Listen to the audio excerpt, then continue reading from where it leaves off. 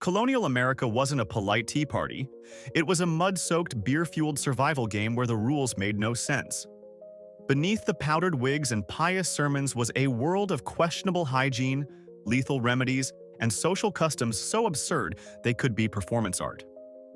Today, we're opening the door to the awkward, smelly, and wildly entertaining reality your school skipped over. 1.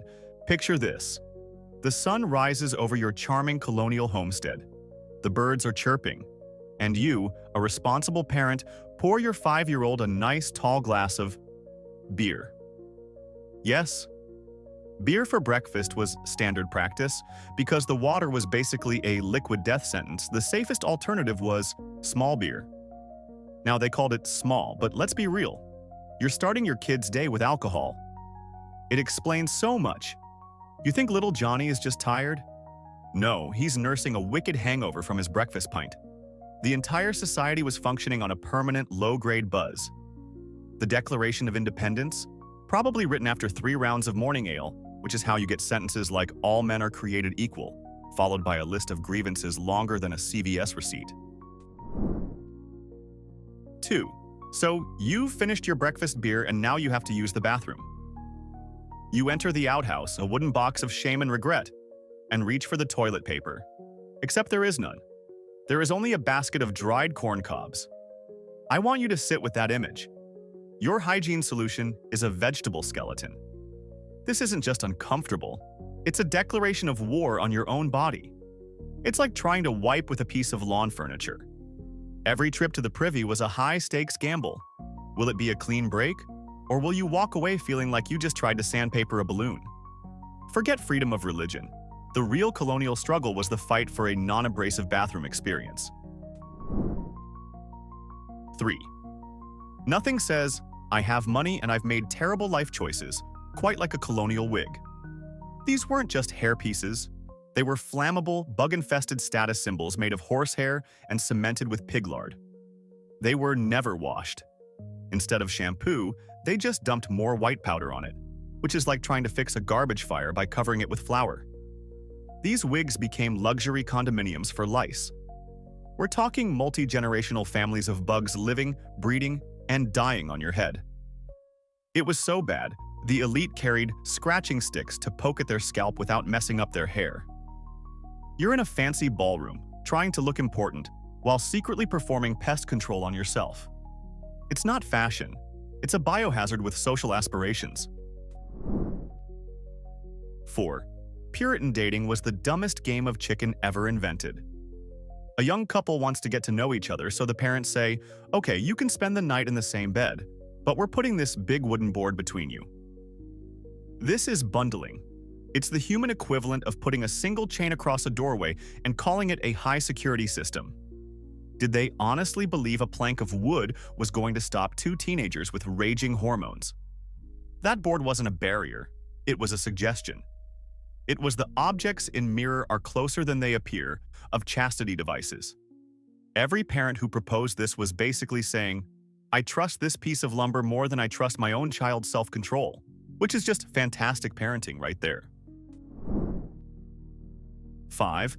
If your marriage went south, you didn't hire a lawyer. You held a yard sale. I am not kidding. For the lower classes, the quickest way to get a divorce was for the husband to sell his wife at the public market. He'd put a ribbon on her, lead her downtown, and yell, "For sale! One slightly used wife. Good for cooking, complains a bit on Mondays. Who will give me a shilling?" This was a real, socially accepted thing. It was eBay for people. The weirdest part is that everyone involved, including the wife, was usually fine with it. It was her escape hatch. It's the most brutally efficient, capitalist approach to love I've ever heard of. Forget irreconcilable differences. The reason for divorce was, "I got a better offer from a guy who owns 2 pigs." 6. Today, we have Airbnb+. In colonial times, you had mattress roulette. When you stayed at a tavern, you didn't get a room, you got a spot, in a bed, with whoever was already in it. You could be snuggling up with a distinguished gentleman from Boston on your left, and a smelly trapper named Jedediah who just wrestled a raccoon on your right. It was a mandatory slumber party with a bunch of strangers you had nothing in common with except a desire not to sleep on the floor.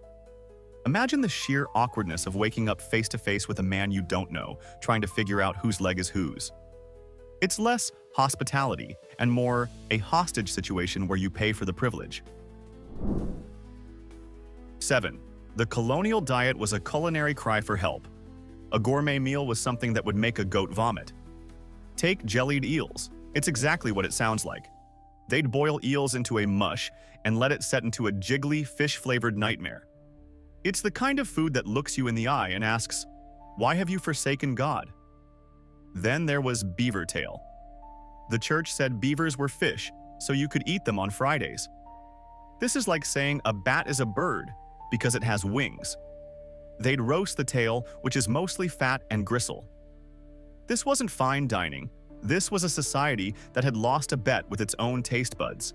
They were eating rodent appendages and congealed sea snakes and calling it cuisine. 8. The colonial beauty industry was just a speed run to the grave. The hottest look for wealthy women was to be as pale as a sheet of paper, to show you didn't have to work outside. The secret? A face powder made of pure white lead. They were knowingly smearing a deadly poison all over their faces every single day. The results were spectacular. Your skin would rot, your hair would fall out, your teeth would go gray, and you'd slowly go insane before dying. They were literally killing themselves for clout. It's like a modern makeup tutorial saying, for that perfect contour, just apply a light dusting of asbestos. The absolute, unwavering commitment to looking fashionably dead while actively dying is a level of stupid we can only aspire to today. 9. Got a toothache in colonial America? Forget about a gentle dentist with soothing music. You're going to a guy whose primary medical belief is that your tooth is haunted by a tiny demonic worm. I'm dead serious.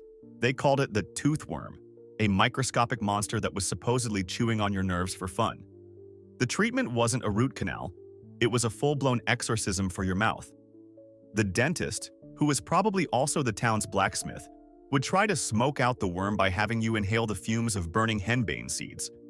This is a powerful hallucinogen, so you didn't get pain relief, you just got high as a kite and probably saw the toothworm fly out, steal your wallet, and ride away on a squirrel. If that failed, Plan B was a pair of rusty pliers and a whole lot of screaming. It wasn't healthcare. It was a medieval monster hunt where your face was the haunted forest. 10. Let's talk about the smell of colonial cities. Imagine a hot porta potty at a chili festival, then multiply that by 1,000 and spread it over several square miles. That was Boston. There was no garbage collection, no sewer system, nothing. You had something to throw out? The street was your garbage can. Leftover stew, dead rats, the entire contents of your chamber pot, yeet it right out the window. The streets were less streets and more communal compost piles with occasional cobblestones. Historians politely call this period the Great Stink, which is like calling a shark attack a minor fish-related inconvenience. The air was a thick, chunky soup of human and animal waste. Just walking to the market was an extreme sport for your nostrils. People genuinely believed that bad smells, or miasmas, caused disease, yet they lived inside a permanent miasma. It's a level of cognitive dissonance that is frankly awe-inspiring. 11. Okay, so the streets are basically open sewers. Logically, you'd think people would be scrubbing themselves raw every chance they got. You would be wrong. So wrong. The colonists were terrified of bathing. They believed that immersing your body in water was a terrible idea because it would open up your pores and let in all the diseases floating around in the air. The very diseases created by the filth they refused to wash off. Their brilliant strategy was to cultivate a protective layer of their own grime. A thick crust of dirt, sweat, and oil was seen as a sign of a healthy, well-defended immune system. A full-body bath was something you might do once a year, if you were feeling particularly reckless. Imagine being packed into a church on a summer morning. It wasn't just the Holy Spirit filling the room. It was a level of collective body odor that could knock a buzzard off a meat wagon. 12. Let's move inside to discuss interior decorating, colonial style. Forget shag carpet or shiny hardwood. The hot new trend was to dump a few inches of sand all over your floor. Inside your house. Yes, you paid for a house, and then voluntarily turned it into a beach but without the ocean or the fun. This wasn't a design choice, it was a catastrophic misunderstanding of cleanliness. The logic was that the sand would absorb spills, mud, food scraps, and whatever else fell on it. Then, every so often, you'd just sweep up the top layer of this disgusting, saturated sand filth and toss it outside. It was a self-cleaning floor if your definition of clean is covered in slightly less disgusting sand. It's the kind of idea someone has after drinking too much breakfast beer and losing a bet with a camel. 13. Imagine trying to eat a steak dinner, but your only tools are a spoon and a knife. Welcome to early America, a place that declared war on the fork. They saw forks as a prissy, decadent, and vaguely sinister invention from Italy, a country they assumed was populated entirely by foppish poets and schemers. A real God-fearing colonist didn't need a special little tool to spear their food. They used the tip of their knife, a spoon for the soupy stuff, or the five-pronged utensil God gave them, their hands. There were actual sermons preached against the fork, accusing it of being an instrument of the devil designed to make men weak. It was a full-blown culture war over cutlery. These are people who fought a revolution for liberty, but couldn't handle the existential threat of a more efficient way to eat peas.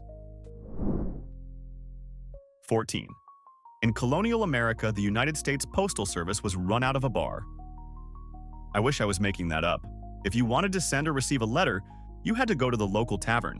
The innkeeper, a man whose main skills were pouring ale and ignoring bar fights, was your postmaster. Your mail, containing sensitive business information or a love letter to your cousin, would just be thrown into an open box on the bar. Anyone could rifle through it. Any drunkard looking for kindling could grab it. It was the least secure system imaginable. It's like setting up a bank branch in the middle of a mosh pit and being surprised when money goes missing. The entire concept of secure mail was just hoping that the drunkest guy in the room wasn't also the nosiest. 15. In the colonial era, the guy who cut your hair was also the guy who cut you, literally. Barbers doubled as surgeons and dentists, which is a combination of jobs that should never, ever be combined. It was the ultimate one-stop shop for bodily mayhem. Good day, sir. Would you like the usual shave? While I'm at it, I can bleed out those pesky humors causing your fever. And I notice you have a wobbly tooth. I can yank that for you with my hair-cutting scissors. They operated with a stunning lack of specialized knowledge and a complete ignorance of germ theory. You could walk in for a trim and walk out with a life-threatening infection because your barber used the same unwashed rag to wipe his razor and your open wound. It wasn't a profession. It was a public health crisis with a striped pole out front. 16. When the colonists decided they needed a citywide water supply, they looked at their most abundant resource, trees, and said, yeah, that's a pipe. They built their first municipal water systems out of hollowed-out logs. Pipes, made of wood. Let the sheer, unadulterated stupidity of that sink in. They were transporting water, the very substance that makes wood rot, through a system made of wood. The pipes leaked constantly, creating perpetual mud puddles.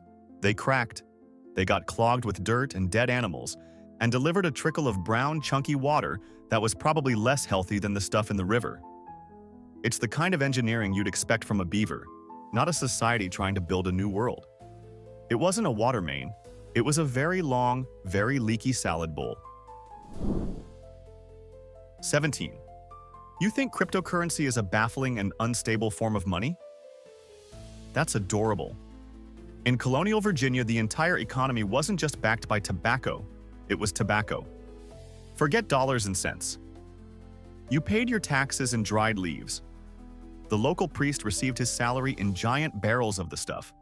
You could literally walk into a tavern, slap a wad of cured tobacco on the bar, and get drunk. This created a society where your personal wealth depended entirely on a fickle plant. Imagine your retirement fund being stored in a barn, vulnerable to a surprise hailstorm, a swarm of hornworms, or a single clumsy cow. Financial planning was just another form of gambling. A market crash wasn't about stocks. It was about a bad harvest turning the richest guy in the county into a pauper overnight. It's a monetary system so dumb, it makes investing in NFTs look like a sound financial strategy. 18. In a world without alarm clocks, how did you get up for your soul-crushing 14-hour workday?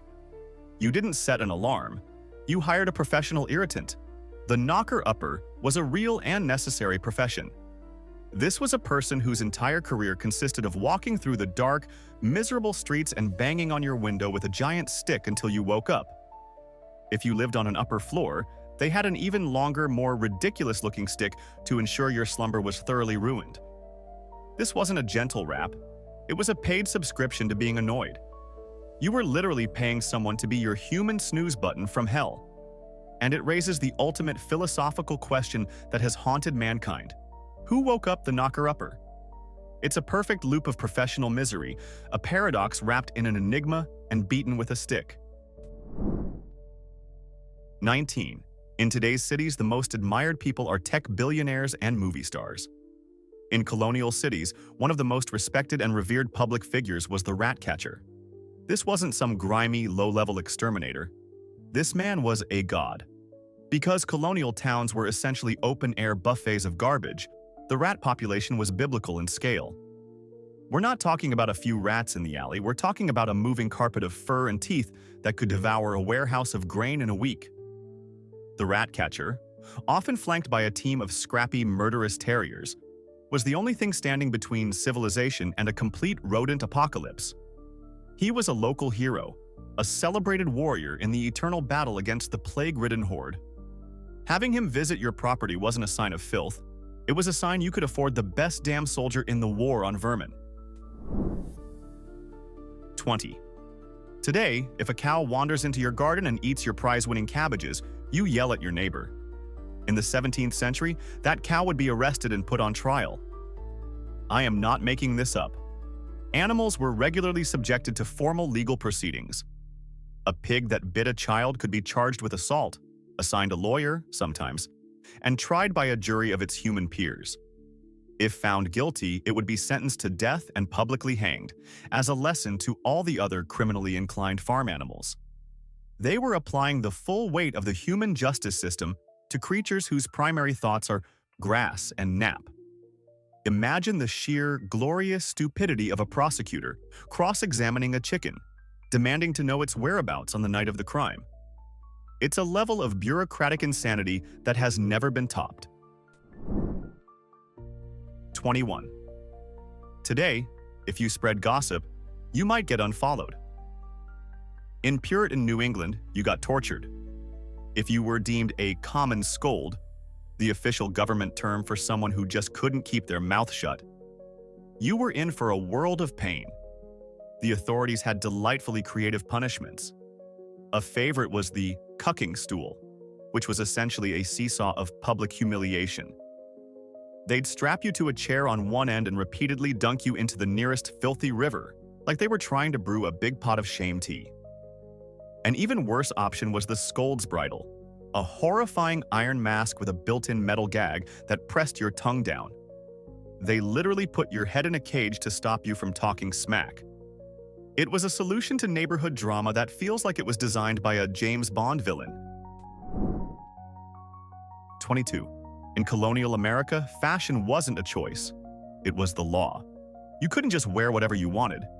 Sumptuary laws were ruthlessly enforced regulations that dictated your wardrobe based on your social class and how much money you made. If you were a laborer, you were legally forbidden from wearing fancy materials like silk, lace, or clothes with too many buttons, even if you saved up and could afford them. Those were reserved for the rich. It was illegal to dress above your station. Imagine a world where a cop could stop you on the street and say, "Excuse me, sir, but that buckle on your shoe is far too shiny for a man of your profession. I'm going to have to write you a citation for excessive fanciness." It was a system designed to make sure everyone knew their place, and that place was defined by how boring your pants were. 23. Trying to conduct business in the colonial era was a mathematical nightmare because no one could agree on what anything meant. There were no standards of weights and measures. A gallon of milk in Pennsylvania could be completely different from a gallon in New York. A pound of nails in one town might be 16 ounces, while in the next it was 20. It was absolute, unadulterated chaos. Every single transaction was a potential argument. You weren't just negotiating price. You were negotiating the very fabric of reality.